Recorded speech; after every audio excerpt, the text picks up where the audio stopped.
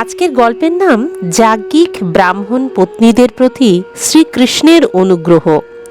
সেদিন সারা সকাল তাদের খাওয়া হয়নি। এই গোপ বালকেরা ক্ষুধায় অত্যন্ত কাতর হয়ে পড়েছিলেন।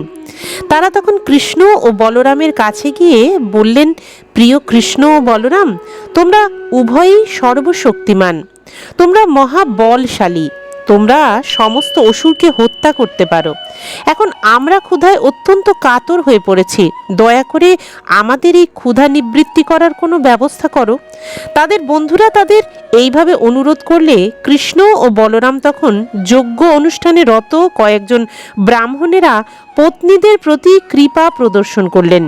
এই সমস্ত দ্বিজ পত্নীরা ছিলেন শ্রীকৃষ্ণের মহান ভক্ত এবং এই সুযোগে শ্রীকৃষ্ণ তাদের কৃপা করলেন। তিনি তার সখাদের বললেন, প্রিয় সখারা, তোমরা নিকটবর্তী ব্রাহ্মণদের বাড়িতে যাও। তারা এখন স্বর্গলোকে উন্নীত হওয়ার জন্য আঙ্গিরস নামক বৈদিক যজ্ঞ অনুষ্ঠান করছেন। তোমরা সেখানে যাও। তারপর শ্রীকৃষ্ণ তার সখাদের সাবধান করে দিয়ে বললেন, এই সমস্ত ব্রাহ্মণেরা বৈষ্ণব নন, তারা আমার নাম কৃষ্ণ উচ্চারণ করতে পারেন না, তারা বৈদিক মন্ত্র পাঠ করতে অত্যন্ত ব্যস্ত, কিন্তু তারা জানে না যে সমস্ত বৈদিক জ্ঞানের উদ্দেশ্যই হচ্ছে আমাকে জানা। কিন্তু আমার নামের প্রতি যেহেতু তাদের কোনো আকর্ষণ নেই, তাই তোমরা বরং আমার নাম করে তাদের কাছে কিছু প্রার্থনা করো না। পক্ষান্তরে বলরামের নাম করে তাদের কাছে ভিক্ষা চাইলেই ভালো হবে। দান সাধারণত অতি উচ্চবর্ণের ব্রাহ্মণকেই করা হয়, কিন্তু কৃষ্ণ ও বলরাম ব্রাহ্মণ পরিবারেই আবির্ভূত হননি।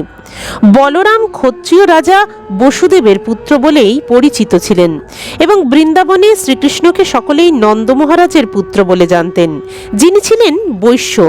তাদের দুজনের কেউই ব্রাহ্মণ পরিবারভুক্ত ছিলেন না। তাই শ্রীকৃষ্ণ ভাবলেন যে যজ্ঞ অনুষ্ঠানরত ব্রাহ্মণেরা কোনো বৈশ্যকে হয়তো কিছু দান করতে চাইবেন না।